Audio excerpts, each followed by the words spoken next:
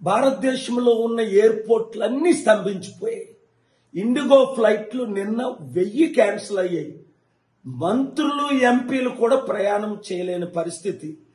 Air ఇండియాలో ticket ₹1,00,000 అయిపోయింది. ఢిల్లీ నుంచి హైదరాబాద్. విశాఖపట్నం నుంచి నిన్న మా ట్రాన్స్లేటర్ ఫ్లైట్ క్యాన్సిల్ అయిపోయింది. లక్షల కోట్ల మంది సఫర్ అవుతున్నారు. ఈ యంగ్ ఏవియేషన్ మినిస్టర్ రామ్మోహన్ నాయుడుకి ఇదేం అర్థం అవట్లేదు. చంద్రబాబు నాయుడుతోనో లోకేష్తోనో భజన చేసుకుంటున్నాడు. ప్రధానమంత్రి ఈ ఎయిర్పోర్ట్లు ఎయిర్లైన్లు టాటాకేమో అప్పచెప్పేశారు ఎయిర్ ఇండియా. ఇండిగో ఏమో ఎవరిదో మీకు తెలుసు.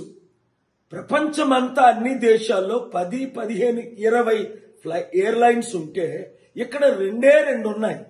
ఇప్పుడే ఇలాంటి పరిస్థితి ఏర్పడితే భవిష్యత్తులో ఇంకెంత? ప్రశ్నించేవాడు లేడు. ప్రశ్నిస్తే మీడియాలో చూపించేవాడు లేడు. దేశం కొలాప్స్ అయిపోతుంది. కోట్ల మంది కాస్త డబ్బున్నోళ్ళు ఇండియా విడిచిపెట్టేస్తున్నారు. ఇండియాని కాపాడాలంటే ప్లాన్ ఆఫ్ యాక్షన్ మనం ఇంప్లిమెంట్ చేయాలి. 91 నుంచి నా సొంత ఎయిర్ప్లైన్లు ఉన్నాయి. అనుభవం ఉంది. వినరే, సలహాలు తీసుకోరే, వీళ్ళకి నడపడం రావట్లేదే, అందరూ ఆయన భజన చేస్తారే తప్ప ప్రశ్నించిన వాడిని చూపించరే.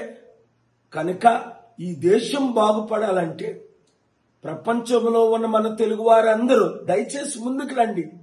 కలిసి పని చేద్దాం, దేశాన్ని కాపాడదాం.